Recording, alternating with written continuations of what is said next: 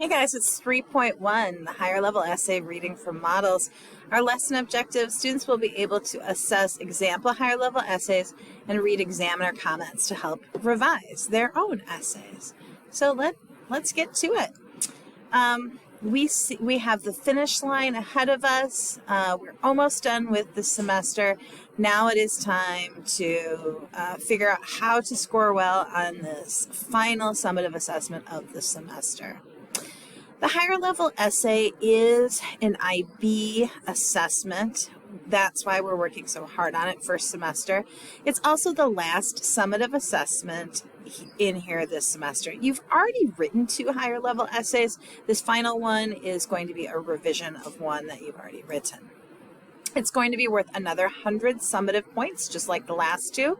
And there are 3 mastery checks in this unit to help you get to the end goal of a high score on that summative assessment. The higher level essay is worth 25% of your IB score. And so if you take a look at this correction, it is worth 20% of your IB score, as this pie chart shows. So last year you did the internal assessment. Right now we're working on the higher level essay, and these 2 are the May exams, which are worth most of your score.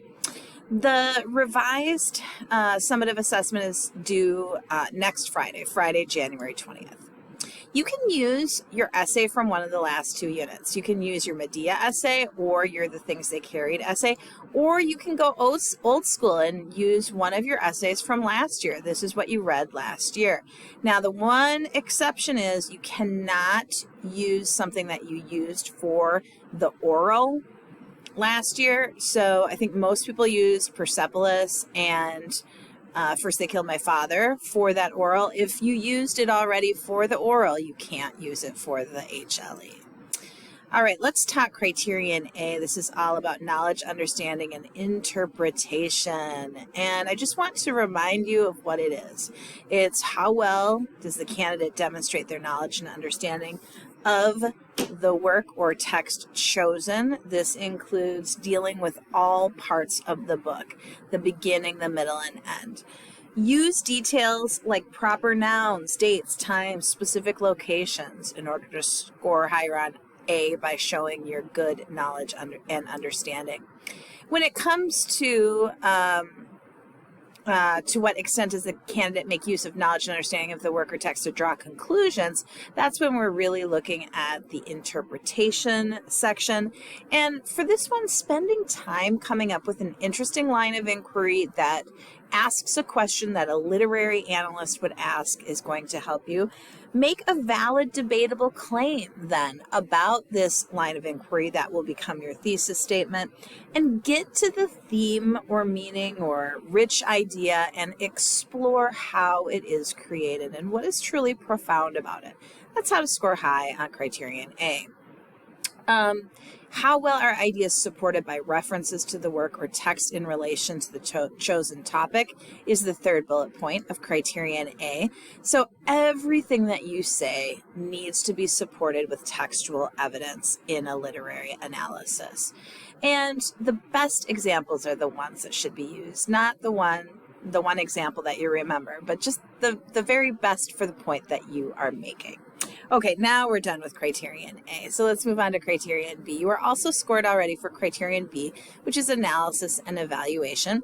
To what extent does the candidate analyze and evaluate how the choices of language, technique, and style and broader authorial choices shape meaning in relation to the chosen topic? So this one gets at this question: what is the difference between a descriptive essay and a literary analysis? As I read your essays, I find that a lot of them are descriptive instead of literary analysis, and so I want to make this distinction. The purpose of each is different. In a descriptive essay, you're describing; a literary analysis analyzes. Well, what does that mean? If you're describing, you're talking about, you're summarizing, you're listing, you're explaining how something happens in the book. In a literary analysis, you are arguing, breaking down, picking apart, proving, supporting, and defending a particular aspect of language that you use examples to show.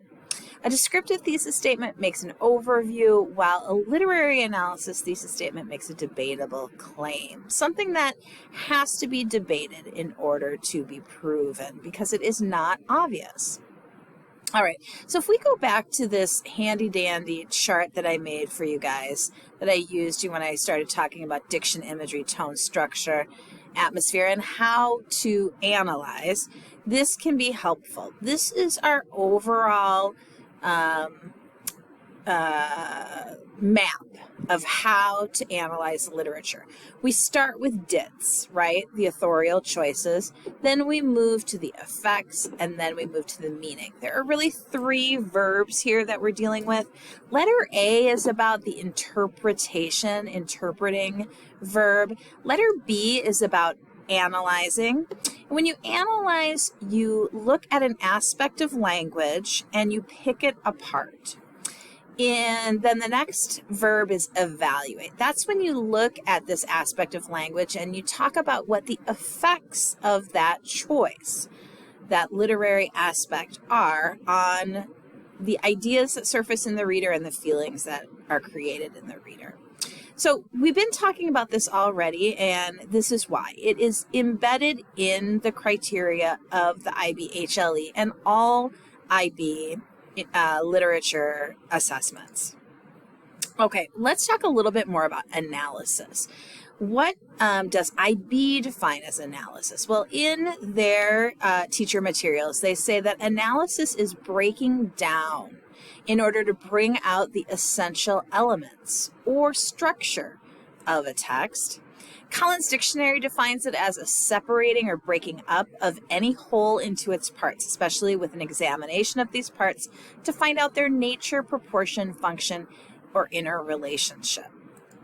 How about evaluate? What does it mean to evaluate? So after you've broken up the parts of a certain motif and you're pulling it all apart and explaining how it works and what's interesting about it, then you get to the evaluation. And this, you're really focusing on just one key authorial choice, like in the Things They Carried essay. Maybe you're focusing on references to storytelling. That's the authorial choice that you're going to focus on. So when you do that, I'm sorry, I thought I had another slide here. Let me see if I can get to it. After you analyze, you are going to evaluate this literary aspect. And that simply means you make an appraisal of the effect of the text. At least that's what IB says in their teacher materials. So you're asking, what is the effect of the word or the line on the reader's thoughts and feelings? What is the effect of this particular example of the reference to storytelling? Go beyond it makes it really clear, or it makes the reader understand, or it helps the reader visualize. And instead you need to get to the specific feelings that are created for you. So include what feeling you get from reading the word, the image, or the phrase. Include what thoughts come to mind through the denotations, that's the explicit meaning, and the connotations, that's the hinted at or reading in between the lines meaning. Okay, so sentence frames to help you evaluate are here. This use of references to storytelling creates the feeling that storytelling is an important aspect of humanity by showing all humans tell stories when they are at their worst. Or the reference to storytelling brings to mind the thought that storytelling is universal because all humans tell stories. All right, so for the higher level essay, you will be graded on all 4 criteria of the higher level rubric. So last time I graded you on A, B, and half of C. This time you'll be graded on those, the rest of C and D, which is use of language. So this is new. Criterion C, the part that I graded you on was how well our examples integrated, but now we also have this first bullet point, how well organized, focused and developed is the presentation of ideas in the essay.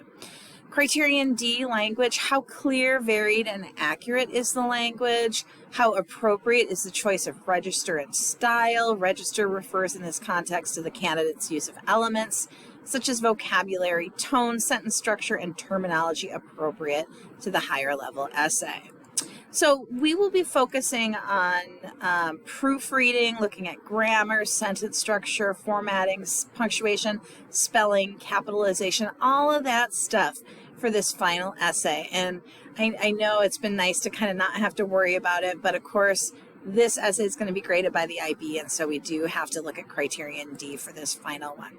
The best way to look for mistakes is to read your essay aloud. How often do you find yourself doing that? When you read it out loud, even if it's just very quietly to yourself, alone in your room, it actually really helps you find all of the errors. And so that's the number one tip I have for you if you're still having trouble with errors in your writing. Read it to yourself out loud. Also, we want to be concise. We want to avoid passive verbs and filtering devices, and get rid of all of the personal pronouns like I or my. Okay, the best papers are the papers that are revised the most.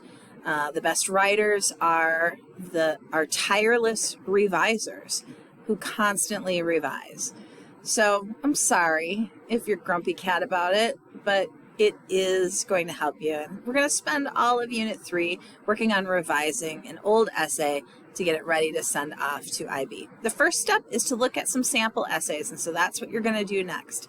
Read the directions for step 2 and enjoy reading the sample essay that one of your colleagues wrote.